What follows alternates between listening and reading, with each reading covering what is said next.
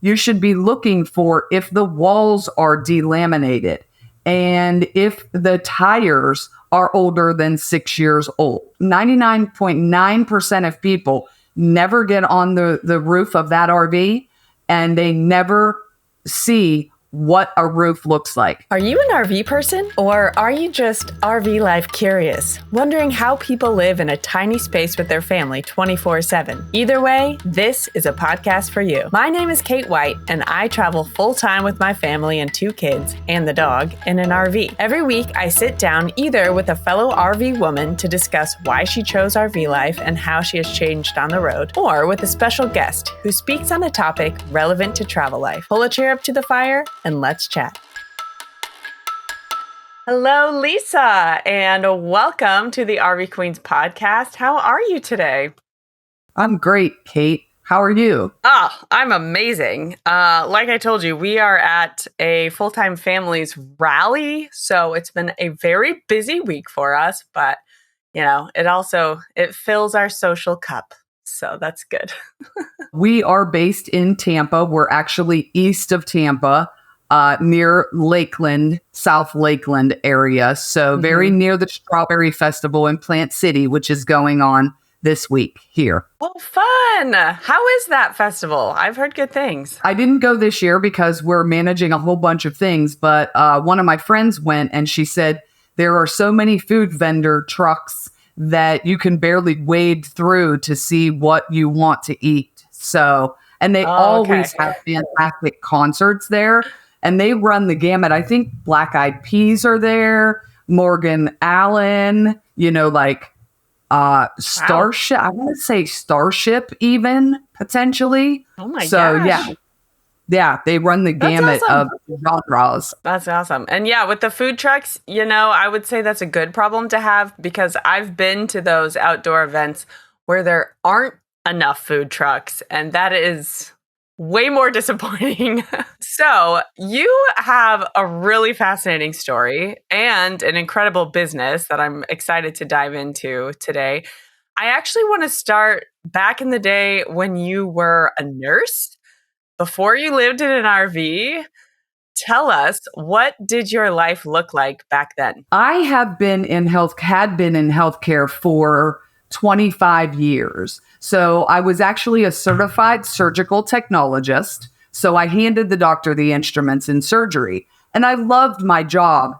And I always used to say, if I only didn't have to go to a hospital to do it, because the job was great, the people were great, but I got burnt out.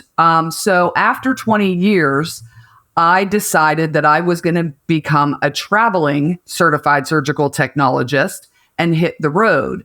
And very promptly, my first job was I was originally from the Pittsburgh, Pennsylvania area, Johnstown, but my very first contract was outside of Tampa, Florida, and I met my current husband. As much as I wanted to travel, I stayed in Tampa for a few years, but then we bought an RV, a Class A gas, an older 2006 Coachman Murata. And we started to travel around and do 3-month contracts at various locations across the country. But then my husband needed something to do. And that's when he found the training center and became an RV inspector. We did a couple of FEMA projects and I became certified. And now we're both master certified RV inspectors. And we're pretty much based in Tampa. We lived in our fifth wheel for 6 or 7 years. So we're fully ingrained in the RV industry, completely, 100% totally. Okay, hang on. Let me dig into something real quick. So you ended up in Tampa and your husband basically, you have your surgical, what is it called? Surgical position going on. Yeah, surgical tech. Surgical tech. Okay. Yeah. He decides to become an RV inspector.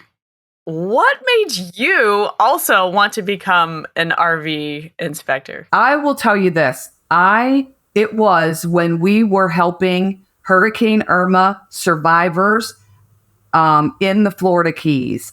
I went down there to help him because he had a contract with the NRVIA, the Inspectors Association who governs us. And the devastation was unreal down there. But we were learning how to make sure that these travel trailers were safe for the survivors to live in. We wanted to make sure they had no propane leaks and, that all the appliances worked well and the electrical was hooked up properly. And I very quickly became enamored with running our own business.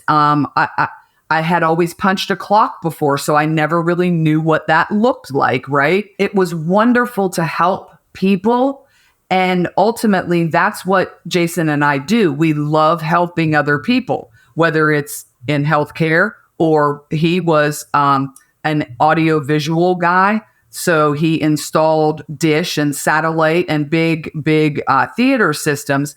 But we always have that training component involved, So we love explaining things to people and really helping people. So in a span of time, Jason got certified in August of 2017. And by the end of December of 2017, that FEMA project had come and gone. My contract in Winter Haven, Florida was up. And we decided to head to Athens to the National RV Training Academy and get me certified as well. I always have to mention, though, Jason was there in August and it was about 99 degrees. And when I went in January, it was literally 9 degrees because they're east of Dallas. So we ran the gamut. Wow. He was melting and we were pretty much frozen. Our pipes froze for the only time. And we moved away from the upper Northeast for that reason to get to Tampa. So it's pretty interesting. Wow. Okay. So you made a giant career change after, working. You say 26 years you were in healthcare? Yeah. Yeah. Is that crazy? Right. And then it sounds like you found a new way to help people, feel like you're really helping people, but not have to punch a clock. And then you enter this training program. I have to assume it's almost all men. And were you the only woman in the room? Oddly enough, I have a great core group of women that were actually in my class. A few of them I still keep in touch with. So you'd be surprised. I would say, I don't want to guess percentages. There's a good portion that are men. But there are many, many, many females becoming inspectors and becoming technicians out there. And I have to say kudos to them, everybody. Just to put it in perspective, there are only 4 master certified inspectors in the country. Jason and I are the only master and certified inspector team. And then we've got Rob up in the Chicago area. He was actually the first one to jump through all of the hoops. But then Carol is in Eastern Pennsylvania. And so the 2 for 4 are women who are master certified. So I was the first female. So I have to take that and give myself a pat on the back there. Yeah, you do. That's awesome. It's funny because there are tons of people out there who solely choose Jason and I because we're a team and because we both bring unique experiences and, qualities to that actual inspection portion of our business. Well, I love that. Yeah. And that's one of the reasons I wanted you to be on the show as the first female master certified RV inspector. I love it so much. And then you made this whole other business about it, which we'll get into in a second. What does it mean to be a master certified RV inspector instead of just a certified RV inspector? Pretty rigorous, actually, which is why there's only 4 of us in the country. But we basically have to have an established business for a certain period of time. I believe it's 2 years. We also have to be published in one of the RV industry publications, whether it's, RV Business, RV Daily, RV Pro, RV News. You have to provide some type of training. So we have gone to the NRBIA before the NRBTA. We actually trained people how to use the software that we use for inspections. We're like the super users of that software, and we've developed training on that. But we also have to submit a certain number of reports to the governing body, and we're evaluated by a cast of our peers. And we are pretty proud to say that we were able to pass that qualifying committee because it's not easy to do. We're doing some standardization and trying to help everybody make sure that the finished report that goes out to the client is a nicely standardized report. So you and your husband start, running this RV inspection business together, and you still have it, myrvinspection.com, in case anyone wants to go check that out.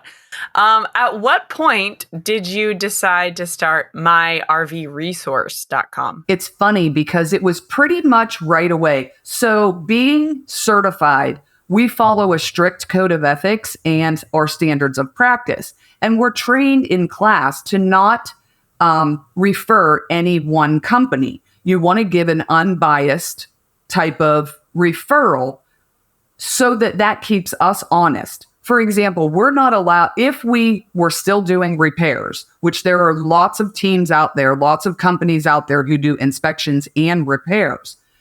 Our code of ethics says that we can't repair an RV that we've inspected for the period of 1 year. Jason and I kept saying, boy, there ought to be a resource out there where we can just send people, because maybe they get the inspection here in Tampa, but 3 weeks from now, when it's all said and done, they've got reservations in Georgia and they need to get some things done up there. So we started our business in 2017, and by the end of 2019 is when we built our online directory called myrvresource.com. And basically, we have over 11,000 listings across 16 different categories, like towing and transport. Of course, there's mobile repair shops. We've got RV detailing, and we're actually expanding upon the business resource section. So we want to bring in people who can help our RV service providers and product suppliers with whatever they might need, whether it's marketing advice or payroll or scheduling types of things, or tax and accounting. Quick plug. So for the RV enthusiast, such as myself, we live in an RV full time. It's free to use the website. So you guys make money when the service providers sign up. So just for any listener, if you're needing a service provider or RV product, or, across 16 categories, if you're looking for something, it's free to use to go search for where you are. You don't even have to put your email address in to do the searches. When you fill out a form, if you're going to give a review, or if you're going to try to message a company through our platform, you just have to give up your email. We also actually ask if you know of service providers that are reputable and that you trust. We have a page on there where you can suggest a company so that we can add them, because there's always pockets of the United States. Oh, by the way, we're in the United States, including Alaska and Canada. And so there's pockets of places that may need some additional service providers. So we're always open to that as well. On a personal note, I am particularly fascinated by your story and in love with your business, because my husband and I became full-time RVers without knowing anything about RVs. We bought our first fifth wheel. It was pre-owned. We didn't have it inspected because we didn't know what we were doing. And we didn't even know like a mobile RV inspector was a thing. Okay. So it ended up being a very costly mistake. The first 3 months living and traveling in that pre-owned rig, we spent somewhere between $5,000 to $8,000 in repairs, because it was a hot mess. Okay. Even crazier than that is that our story is not unique. We meet families all the time that have never had their RV inspected before they buy it, and they totally regret it. So this is like a common thing that we hear on the road all the time. It's not just us. Kate, let me tell you how common it is. We also bought a pre-owned Class A RV without an inspection, without any knowledge of an RV. So you are not alone. You are not. And here we are, fast forward 7 years later, and here we are. But luckily, the Class A that we bought that was on consignment, we did not run into as many issues. But I cannot tell you how many times, especially when we host our vendor booth at the Florida RV Super Show here in Tampa, we have a booth for My RV Inspection and a booth for My RV Resource. And I can't tell you, if I had a nickel for every time somebody came up to me and said, I wish I would have known.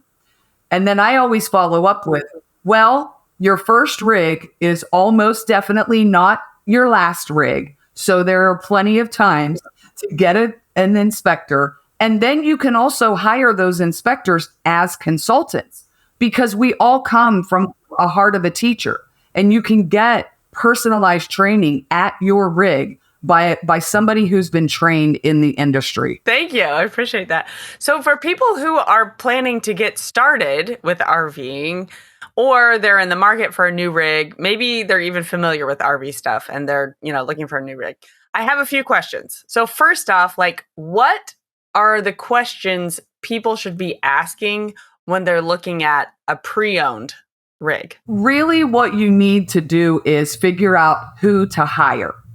So when you walk up to a rig, you need to find out about delamination and what that looks like.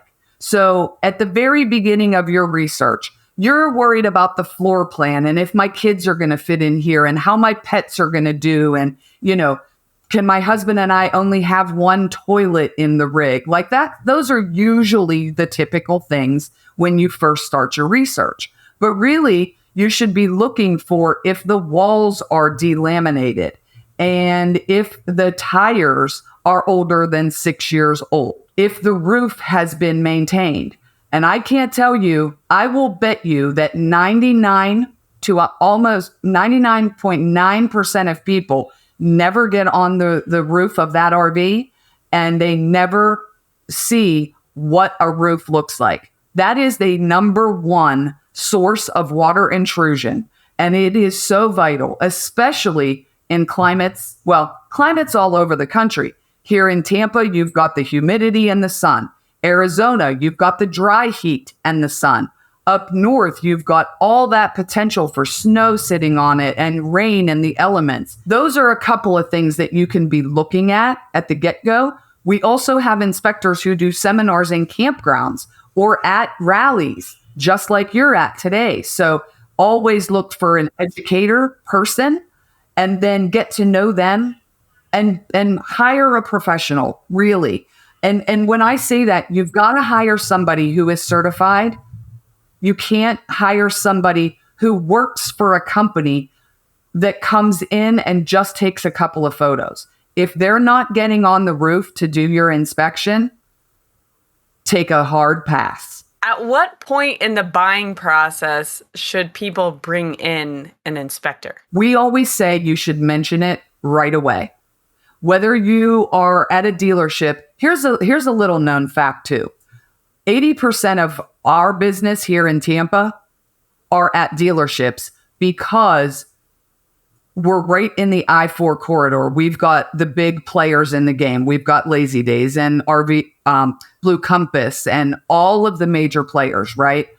As soon as you get ready to go look at a rig, you should have it in your mind that you are going to let the salesperson know that you are going to have an independent, unbiased inspection, whether they are going to do their PDI or not, because that's the most common thing. Well, we already do one, and trust me, you're paying lots of money for that PDI, but they are not working for you. we are working for you. They will do that PDI and you will never see that report. In the case of a private seller, you should also be telling them that you're going to have an independent inspector come in and do an inspection. If they raise any problems with you, then that is your big red flag. And even it might be the best floor plan and you've been searching for it for 3 years. But if they don't want you to have an inspection, there's a reason for that. So right away, to answer your question, right away. Before we bring in an inspector, are there things that we should be looking for or asking about even in a new rig? Or is it really just about bringing in an inspector to help us before we sign the papers? Everybody is always looking at the final finish stuff. The trim might be missing or the toilet paper roll holder isn't installed yet. The TV isn't hooked up yet. Well, you need some kind of service and stuff like that. So it's the things that we uncover. We've seen, sinks that haven't been connected. So yeah, check under the sinks. We've seen cargo bay doors that don't lock. But we've also seen propane lines that are leaking to the point that we can't even complete our leak test to be able to certify that propane system is intact. Brand new rigs, when they come from Elkhart or wherever they're manufactured from, they have lap sealant on the roof, right? And so the lap sealant is made to settle into the nooks and crannies. So while that thing is being driven from location to location, it is normal for the lap sealant to settle. You have to cover up those areas or be watching that, be mindful of the fact that it's doing its job, but you have to be looking for those types of things. And then whenever we do find an RV inspector that we want to work with, what are the credentials that we should be asking about or looking for, or, what makes me go, yeah, that's a high quality inspector? First and foremost, you want to make sure that they're certified by the NRVIA. That's first and foremost. Next question, just like you would ask any other contractor, how long have you been doing this? How many inspections have you performed? Are you familiar with this type of RV? Do you have insurance?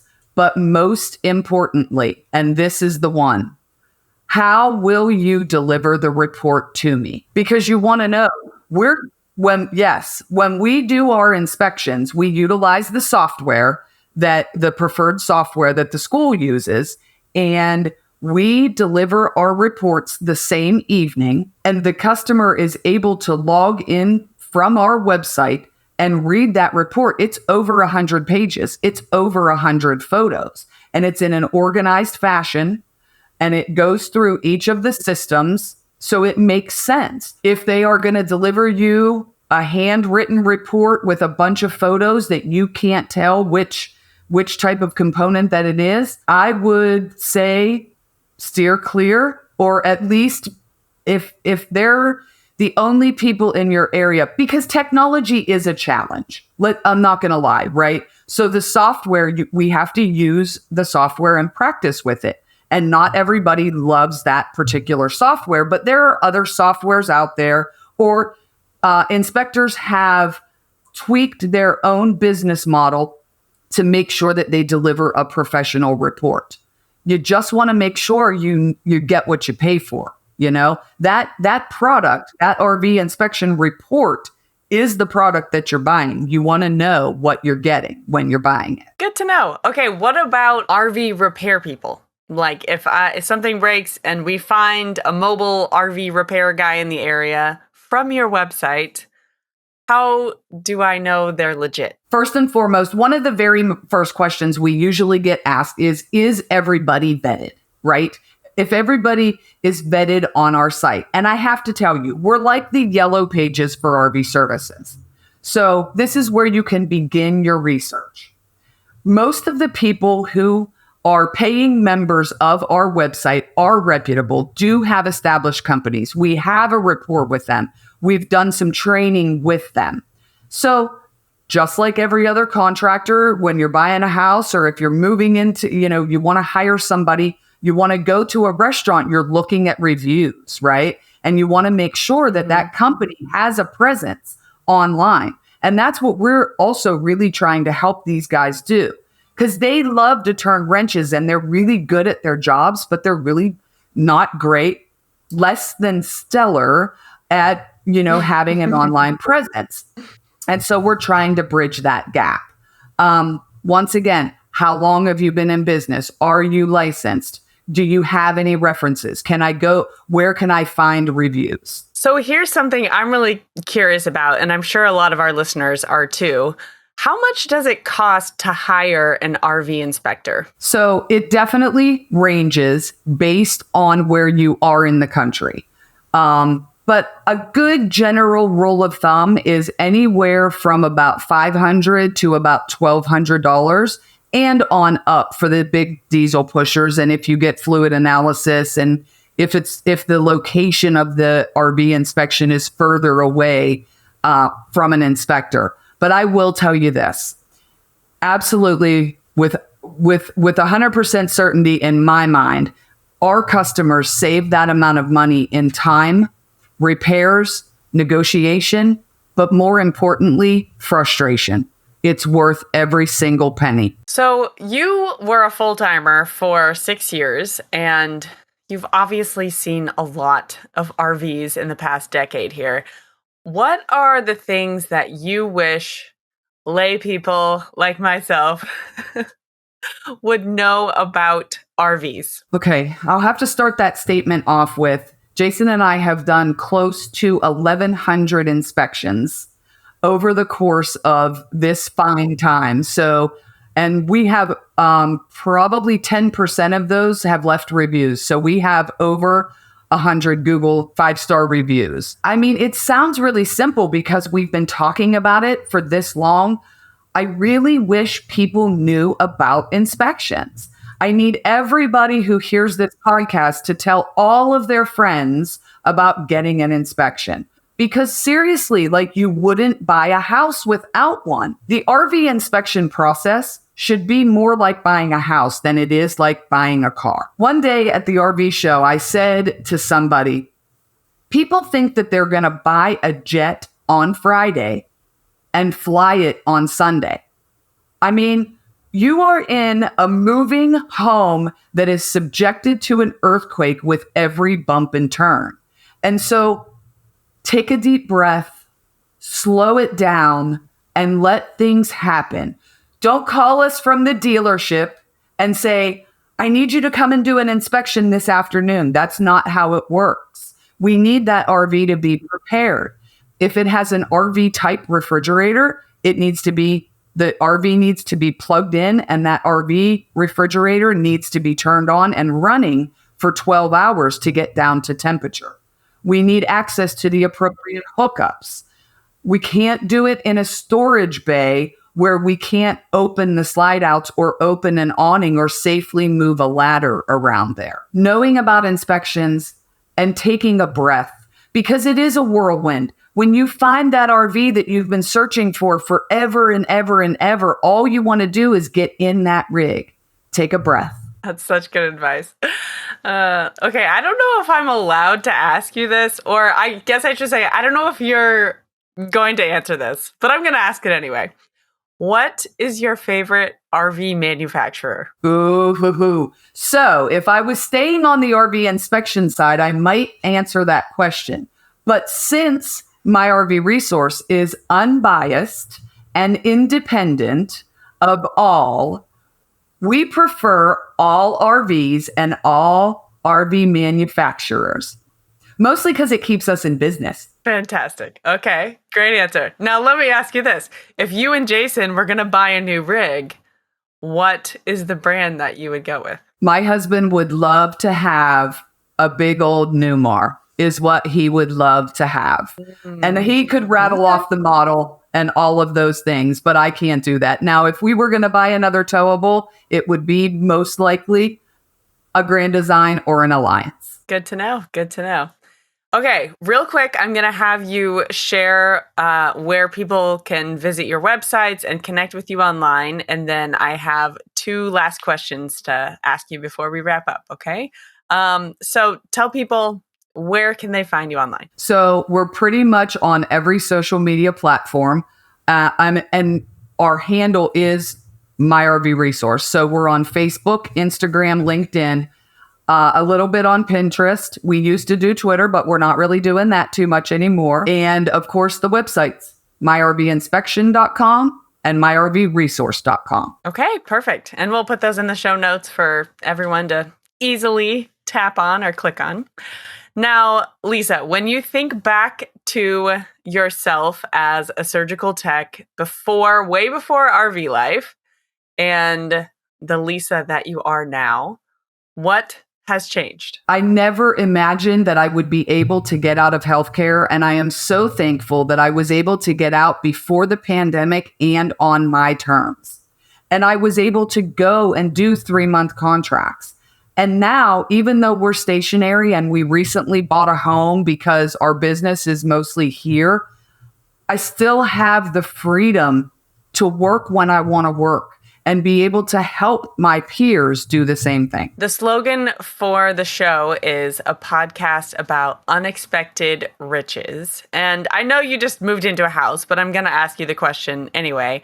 What's the unexpected richness that you found from RV life? Truly, the community and the camaraderie and the networking that we are able to do.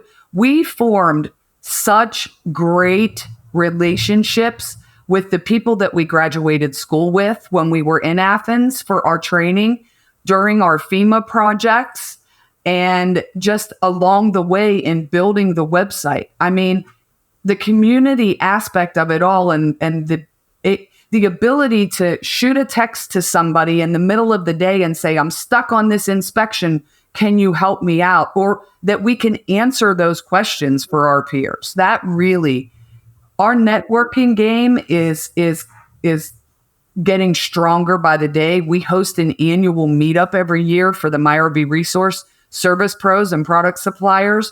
And hopefully here very soon, you'll see a MyRV Resource group of people at a rally near you. That's my big hope, is that we can descend upon a rally or descend upon a big resort and help a bunch of people all at one time. Well, thank you so much for being on the show today, Lisa, and for sharing your knowledge about inspections. And I just think you're fascinating and incredible. So thank you so much for the time. And hopefully I will see you on the road sometime. All right, my friends, thank you so much for tuning in to today's episode and for being my favorite part of RV life. If you could please like and subscribe on whatever platform you're listening on, that would be awesome. And listen, if you want to have conversations like I had on this episode with your fellow RV women, head to rvqueenspodcast.com/community and choose your RV Queen Circle today. All right, guys, I'll see you next week, or hopefully I will see you on the road. Yeah, you do. That's awesome.